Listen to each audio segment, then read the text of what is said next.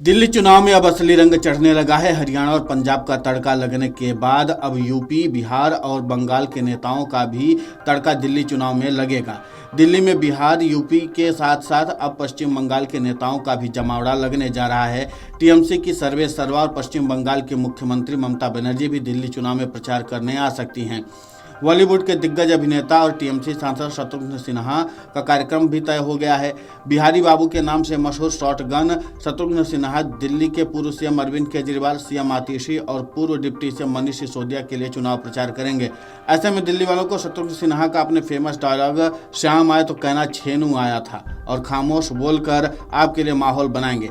बता दें कि दिल्ली चुनाव में प्रचार के लिए अब सिर्फ 7 दिन का ही वक्त बचा है। ऐसे में आम आदमी पार्टी भी बिहारी, बंगाली और पूर्वांचली वोटरों को साधने के लिए टीएमसी की मदद लेने जा रही है। इंडिया गठबंधन में शामिल टीएमसी, कांग्रेस और आम आदमी पार्टी अब एक दूसरे के खिलाफ ही दिल्ली में चुनाव प्रचार करने जा रही हैं।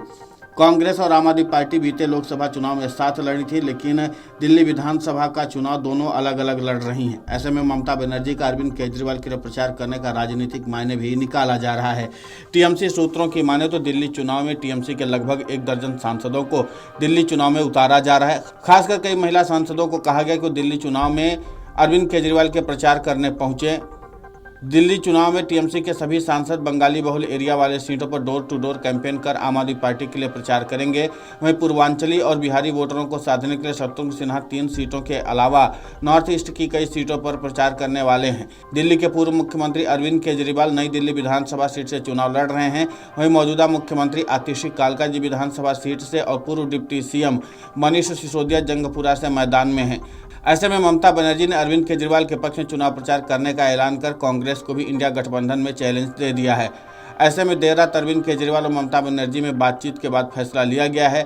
दिल्ली चुनाव में टीएमसी के सांसद और नेता आम आदमी पार्टी के लिए चुनाव प्रचार करेंगे। दिल्ली चुनाव के अंतिम दौर के प्रचार में बीजेपी, आम आदमी पार्टी और कांग्रेस के नेता कोई कोर कसर नहीं छोड़ना चाहते हैं। ऐसे में इंडिया गठबंधन में शामिल टीएमसी का कांग्रेस के विरोध में और आम आदमी पार्टी के सपोर्ट में चुनाव प्रचार के मायने निकाले जा रहे हैं। वहीं दूसरी तरफ बीजेपी ने दिल्ली चुनाव में अपने स्टार प्रचारकों की पूरी फौज उतार दी है।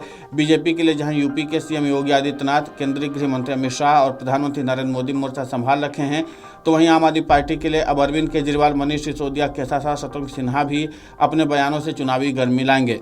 वहीं कांग्रेस की बात की जाए तो वरिष्ठ नेता और लोकसभा में नेता प्रतिपक्ष राहुल गांधी भी चुनावी रण में उतर गए हैं। अब लगातार रैली और जनसभा के जरिए अपने पक्ष में माहौल बनाने की कोशिश करेंगे।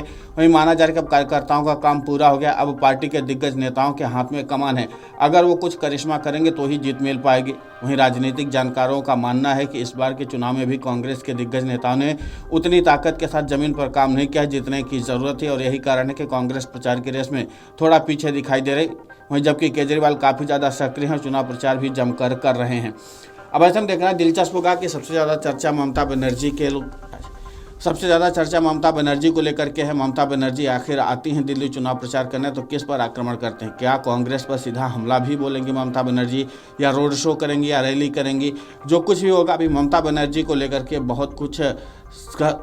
बहुत कुछ सही जानकारी नहीं आई, लेकिन इतना माना जा रहा है कि टीएमसी के फायर ब्रांड नेता और बिहारी बाबू के नाम से मशहूर शत्रुघ्न सिन्हा तो दिल्ली आ रहे हैं, और इसके बाद वो अरविंद केजरीवाल के पक्ष में और खासकर मनीष सिसोदिया और आतिशी के पक्ष में चुनाव प्रचार करेंगे।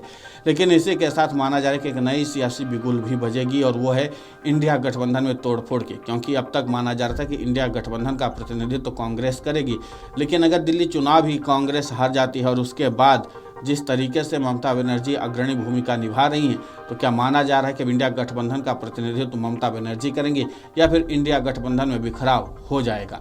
Video desk अमरउजाला.com। अमर उजाला जीवांजलि के सारथी की मदद लें और महाकुंभ में स्नान जरूर करें।